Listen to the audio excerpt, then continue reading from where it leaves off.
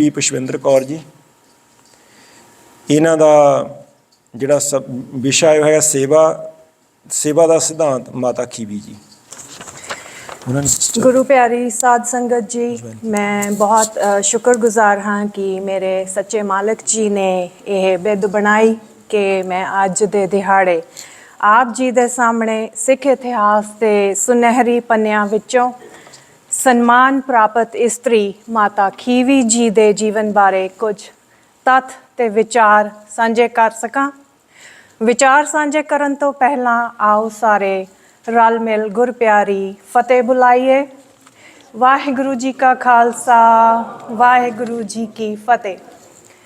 जदों शब्द की दात बख्श के भाई लैणा जी नूं गुरु अंगद बनाया, उत्थे नाल ही माता खीवी जी नूं अन्न देग दा कड़छा बख्श के निहाल कीता। फिर गुरु अमरदास जी ने औरत नूं सन्मान ते समाज विच बराबरता बख्शदियां होयां कुंड कड्ढण दी प्रथा दा खात्मा कीता। सती प्रथा अते बाल विआह दे विरोध विच आवाज़ बुलंद कीती। साध संगत जी, माता खीवी जी दा जन्म 1506 ईस्वी पिंड संगर विखे होया, जड़ा खडूर साहिब दे नेड़े है। उन्हां दे माता जी दा नाम करनी देवी अते पिता जी दा नाम भाई देवी चंद सी।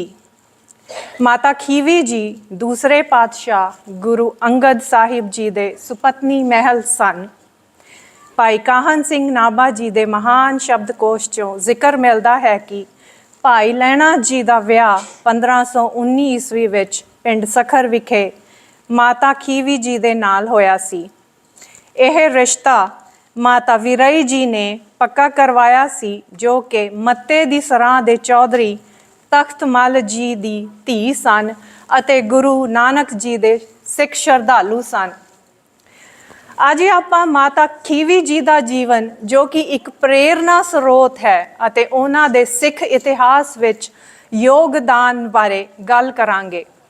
जिथे माता भाग कौर जी हथ किरपान फड़ के जालमां नाल लड़दे सन, उत्थे माता खीवी जी अन्न देग दा कड़छा हथ फड़ के गुरु दे लंगर दी मूरे होके सेवा करते सन। इसे करके माता खीवी जी दी महिमा गुरु ग्रंथ साहिब जी विच 2 वार आई है। रामकली दी वार अंदर अंग 967 उपर नेक जन शब्द माता खीवी जी वास्ते गुरु अर्जन साहिब जी ने अंकित किया है। शब्द है, बलवंड खीवी नेक जन जिस बहुती छाँव पत्राली, लंगर दौलत वंडिए रस अमृत खीर के आली। शब्द का अर्थ है कि माता खीवी जी नेक औरत हन ते माता खीवी जी बहुती छाँव पत्राली हन, भाव उन्हां दी छां बहुत पत्तियां वाले एक रुख वर्गी है। मतलब कि उन्हां दी छां बहुत पत्तियां वाली घनी है। आम बोली दे विच मां नूं ठंडी छां कहा जाता है, जिवें कि अपना एक अखाण है, मावां ठंडियां छावां। इत्थे माता जी नूं घनी ठंडी छां इस करके कहा गया है क्योंकि वो हर सिख दी सेवा संभाल एक मां दी तरह करते सन। माता जी बहुत ही ठंडे अते प्यारे वाले सुभाअ दे सन। उन्हां दे इस मां वाले सुभाअ करके ही गुरबाणी विच उन्हां नूं बहुती छां पतराली करके फरमाया गया है। शब्द की अगली पंक्ति विच फरमान है कि लंगर विच दुध घ्यो की दौलत वंडी जाती सी, खीर विच घ्यो पाया जाता सी।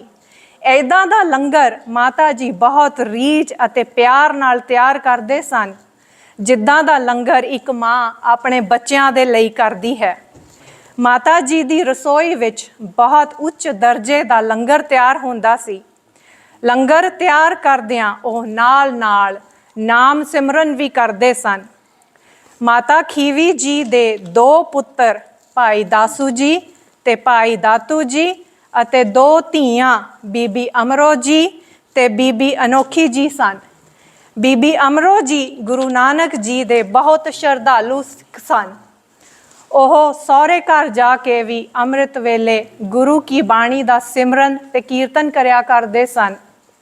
ਬੀਬੀ ਅਮਰੋ ਜੀ ਦੇ ਸ਼ਬਦ ਗਾਇਣ ਨੂੰ ਸੁਣ ਕੇ ਇੱਕ ਦਿਨ ਬਾਬਾ ਅਮਰਦਾਸ ਜੀ ਨੇ ਉਹਨਾਂ ਨੂੰ ਸਵਾਲ ਕੀਤਾ ਕਿ ਇਹ ਬਾਣੀ ਕਿਸ ਦੀ ਹੈ, ਤੇ ਉਹਨਾਂ ਨੇ ਫਰਮਾਇਆ ਕਿ ਇਹ ਸ਼ਬਦ ਗੁਰੂ ਨਾਨਕ ਜੀ ਦੇ ਹਨ। ਤੇ ਉਹ ਜੋਤੀ ਜੋਤ ਸਮਾ ਗਏ ਨੇ ਤੇ ਗੁਰਤਾ ਗੱਦੀ ਗੁਰੂ ਅੰਗਦ ਜੀ ਨੂੰ ਸੌਂਪ ਗਏ ਹਨ ਤੇ ਹੁਣ ਦੂਸਰੇ ਗੁਰੂ ਅੰਗਦ ਸਾਹਿਬ ਜੀ ਹਨ।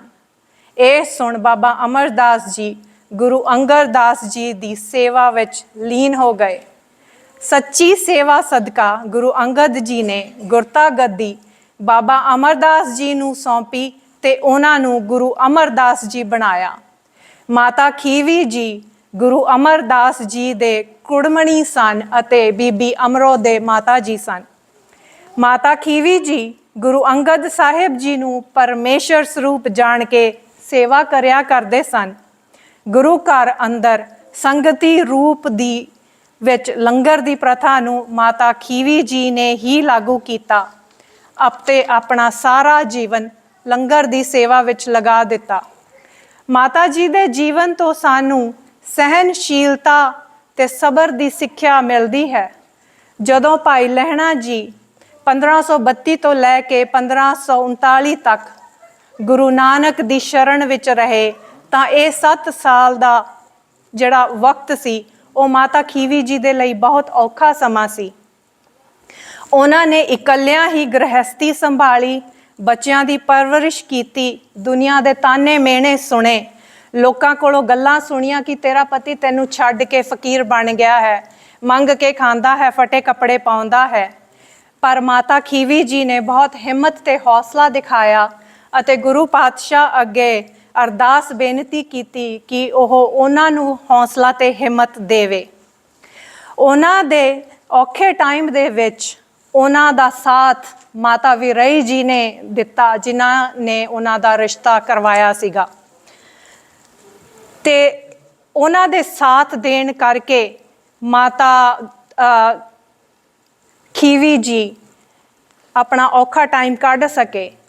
ਉਹਨਾਂ ਦੇ ਸਾਥ ਦੇਣ ਕਰਕੇ ਹੀ ਇਸ ਹਿੰਮਤ ਦੇ ਨਾਲ ਬਾਬਾ ਜੀ ਲਹਿਣਾ ਜੀ ਬੇਫਿਕਰ ਹੋ ਕੇ ਆਪਣੀ ਤਨ ਮਨ ਤੋਂ ਸੇਵਾ ਗੁਰੂ ਨਾਨਕ ਦੇਵ ਜੀ ਦੀ ਕਰ ਸਕੇ। ਜਦੋਂ ਭਾਈ ਲਹਿਣਾ ਜੀ 1539 ਵਿੱਚ ਗੁਰੂ ਅੰਗਦ ਬਣ ਕੇ ਵਾਪਸ ਆਏ ਤਾਂ ਮਾਤਾ ਖੀਵੀ ਜੀ ਆਪ ਜੀ ਨੂੰ ਪੁੱਛਦੇ ਹਨ, ਦਾਤਿਆ ਤੁਹਾਨੂੰ ਗੁਰੂ ਨਾਨਕ ਜੀ ਨੇ ਮਿਹਰ ਦੀਆਂ ਦਾਤਾਂ ਨਾਲ ਨਿਵਾਜਿਆ ਹੈ ਤੇ ਮੇਰੇ ਗਰੀਬਣੀ ਦੀ ਵੀ ਅਰਸ਼ ਦੇ ਦਾਤੇ ਨੇ ਕੋਈ ਤਰਸ ਕੀਤਾ ਹੈ। ਉਸ ਸਮੇਂ ਦੇ ਵਿਖਿਆਨ ਨੂੰ ਭਾਈ ਸਾਹਿਬ ਭਾਈ ਵੀਰ ਸਿੰਘ ਜੀ ਨੇ ਬੜੇ ਹੀ ਸੋਹਣੇ ਸ਼ਬਦਾਂ ਵਿੱਚ ਬਿਆਨ ਕੀਤਾ ਹੈ ਕਿ ਭਾਗਾਂ ਵਾਲੀਏ ਗੁਰੂ ਨਾਨਕ ਅੰਨ ਦੇਗ ਤਾਂ ਕੜਛਾ ਤੇਰੇ ਹੱਥ ਹੀ ਤਾਂ ਫੜਾ ਕੇ ਗਏ ਹਨ। ਮੈਨੂੰ ਸ਼ਬਦ ਦਾ ਲੰਗਰ ਵਰਤਾਉਣ ਦਾ ਫਰਮਾਨ ਹੈ ਤੇ ਤੁਹਾਨੂੰ ਅੰਗ ਦੇਗ ਦਾ ਲੰਗਰ ਫਰਮਾਉਣ ਦਾ ਹੁਕਮ ਹੈ। ਗੁਰੂ ਪਾਤਸ਼ਾਹ ਜੀ ਦੇ ਬਚਨਾਂ ਨੂੰ ਸੁਣ ਕੇ ਮਾਤਾ ਜੀ ਪੂਰਨ ਉਤਸ਼ਾਹ, ਦ੍ਰਿੜਤਾ ਅਤੇ ਲਗਨ ਨਾਲ ਗੁਰੂ ਘਰ ਦੀ ਸੇਵਾ ਵਿੱਚ ਜੁੜ ਗਏ। ਮਾਤਾ ਖੀਵੀ ਜੀ ਆਪਣੇ ਪੁੱਤਰਾਂ ਨੂੰ ਲੰਗਰ ਦੀ ਭੇਟਾ ਵਰਤਣ ਤੋਂ ਰੋਕਦੇ ਅਤੇ ਹੱਥੀਂ ਕਿਰਤ ਕਰਨ ਨੂੰ ਆਖਿਆ ਕਰਦੇ ਸਨ। ਮਾਤਾ ਖੀਵੀ ਜੀ ਨੇ ਲੰਗਰ ਪ੍ਰਥਾ ਦਾ ਬਹੁਤ ਵਿਸਥਾਰ ਕੀਤਾ। ਸਨ 1539 ਤੋਂ 1552 ਤੱਕ ਗੁਰੂ ਅੰਗਦ ਸਾਹਿਬ ਜੀ ਗੁਰਤਾ ਗੱਦੀ ਤੇ ਬਿਰਾਜਮਾਨ ਰਹੇ ਅਤੇ ਮਾਤਾ ਖੀਵੀ ਜੀ ਉਹਨਾਂ ਤੋਂ ਬਾਅਦ ਵੀ 1582 ਤੱਕ ਗੁਰੂ ਦੇ ਲੰਗਰਾਂ ਦੀ ਸੇਵਾ ਸੱਚੇ ਮਨ ਨਾਲ ਨਿਰਸਵਾਰਥ ਕਰਦੇ ਰਹੇ। ਉਹਨਾਂ ਨੇ 30 ਸਾਲ ਦਾ ਸਮਾਂ ਇਕੱਲਿਆਂ ਸੇਵਾ ਕਰਦਿਆਂ ਨੇ ਗੁਜ਼ਾਰਿਆ। ਉਹਨਾਂ ਨੇ ਪੁੱਤਰਾਂ ਭਾਈ ਦਾਸੂ ਜੀ ਤੇ ਭਾਈ ਦਾਤੂ ਜੀ ਵੱਲੋਂ ਗੁਰਤਾ ਗੱਦੀ ਗੁਰੂ ਅਮਰਦਾਸ ਜੀ ਨੂੰ ਦੇਣ ਦਾ ਵਿਰੋਧ ਕਰਨ ਤੇ ਆਪ ਨੇ ਕਿਹਾ ਕਿ ਪੁੱਤਰੋ ਇਹ ਭਾਰ ਤੁਹਾਡੇ ਕੋਲੋਂ ਨਹੀਂ ਚੁੱਕਿਆ ਜਾਣਾ। ਦਾਸੂ ਜੀ ਨੇ ਵਿਰੋਧ ਵਿੱਚ ਆਪਣੇ ਆਪ ਨੂੰ ਗੁਰੂ ਐਲਾਨ ਕਰ ਦਿੱਤਾ। ਮਾਤਾ ਖੀਵੀ ਜੀ ਨੇ ਪੁੱਤਰ ਮੋਹ ਤੋਂ ਨਿਰਲੇਪ ਰਹਿ ਕੇ ਉਹਨਾਂ ਨੂੰ ਬਹੁਤ ਸਮਝਾਇਆ ਕਿ ਗੁਰਤਾ ਦਾ ਭਾਰ ਉਹ ਨਹੀਂ ਚੁੱਕ ਸਕਦੇ ਤੇ ਇਸ ਭਾਰ ਨੂੰ ਆਪਣੇ ਸਿਰ ਤੋਂ ਲਾਹ ਦੇਣ। ਗੁਰਤਾ ਦਾ ਭਾਰ ਸਿਰਫ ਗੁਰੂ ਅਮਰਦਾਸ ਜੀ ਹੀ ਚੁੱਕਣ ਦੇ ਸਮਰੱਥ ਹਨ, ਪਰ ਦਾਸੂ ਜੀ ਨਹੀਂ ਮੰਨੇ। ਕੁਝ ਸਮੇਂ ਬਾਅਦ ਦਾਸੂ ਜੀ ਨੂੰ ਆਪਣੀ ਬਹੁਤ ਵੱਡੀ ਗਲਤੀ ਦਾ ਅਹਿਸਾਸ ਹੋਇਆ ਤੇ ਸਰੀਰਕ ਦੁੱਖ ਪਾਇਆ। ਉਹਨਾਂ ਨੇ ਆਪਣੇ ਮਾਤਾ ਜੀ ਨੂੰ ਦੱਸਿਆ। ਮਾਤਾ ਜੀ ਦਾਸੂ ਜੀ ਨੂੰ ਕਹਿਣ ਤੇ ਉਹਨਾਂ ਨੂੰ ਗੁਰੂ ਅਮਰਦਾਸ ਜੀ ਦੇ ਕੋਲ ਲੈ ਗਏ। ਗੁਰੂ ਅਮਰਦਾਸ ਜੀ ਨੇ ਮਾਤਾ ਖੀਵੀ ਜੀ ਦਾ ਆਪ ਬਹੁਤ ਵੱਧ ਕੇ ਆਦਰ ਸਤਿਕਾਰ ਕੀਤਾ। ਮਾਤਾ ਖੀਵੀ ਜੀ ਨੇ ਬਹੁਤ ਹੀ ਨਿਮਰਤਾ, ਪਿਆਰ, ਬੈਰਾਗ ਵਿੱਚ ਹੱਥ ਜੋੜ ਕੇ ਬੇਨਤੀ ਕੀਤੀ ਕਿ ਉਹ ਦਾਸੂ ਜੀ ਨੂੰ ਬਖਸ਼ ਦੇਣ। ਗੁਰੂ ਮਹਾਰਾਜ ਨੇ ਦਾਸੂ ਦੇ ਹੰਝੂਆਂ ਨੂੰ ਵੇਖ ਉਹਨਾਂ ਦੇ ਸਿਰ ਤੇ ਹੱਥ ਰੱਖਿਆ ਤੇ ਬਖਸ਼ ਦਿੱਤਾ। ਇਸ ਸਾਖੀ ਤੋਂ ਮਾਤਾ ਜੀ ਦੇ ਉੱਚ ਕਿਰਦਾਰ ਦਾ ਪਤਾ ਲੱਗਦਾ ਹੈ। ਇਹ ਘਟਨਾ ਤੋਂ ਬਾਅਦ ਮਾਤਾ ਖੀਵੀ ਜੀ ਗੋਇੰਦਵਾਲ ਸਾਹਿਬ ਵਿਖੇ ਅਤੇ ਅੰਮ੍ਰਿਤ ਸਾਹਿਬ ਵਿਖੇ ਰਹਿ ਕੇ ਸੇਵਾ ਕਰਦੇ ਰਹੇ। ਉਹ ਸਾਰਾ ਸਮਾਂ ਅਕਾਲ ਪੁਰਖ ਨਾਲ ਜੁੜੇ ਰਹਿੰਦੇ ਸਨ। ਉਹ ਹਰ ਵੇਲੇ ਭਗਤੀ ਅਤੇ ਸੇਵਾ ਵਿੱਚ ਲੀਨ ਰਹਿੰਦੇ ਸਨ। ਉਹ ਪੰਜਵੇਂ ਪਾਤਸ਼ਾਹ ਗੁਰੂ ਅਰਜਨ ਦੇਵ ਜੀ ਦੇ ਗੁਰੂ ਬਣਨ ਦੇ ਸਮੇਂ ਤੱਕ ਸਰੀਰ ਵਿੱਚ ਕਾਇਮ ਰਹੇ ਸਨ। ਜਦੋਂ ਗੁਰੂ ਅਰਜਨ ਸਾਹਿਬ ਜੀ ਨੂੰ ਗੁਰਤਾ ਗੱਦੀ ਤੇ ਬੈਠੇ ਥੋੜਾ ਸਮਾਂ ਹੀ ਹੋਇਆ ਸੀ, ਉਹ 1582 ਵਿੱਚ ਅਕਾਲ ਚਲਾਣਾ ਕਰ ਗਏ। ਪੰਚਮ ਪਿਤਾ ਜੀ ਨੇ ਆਪਣੇ ਕਰ ਕਮਲਾਂ ਨਾਲ ਉਹਨਾਂ ਦੀ ਅੰਤਿਮ ਅਰਦਾਸ ਕੀਤੀ।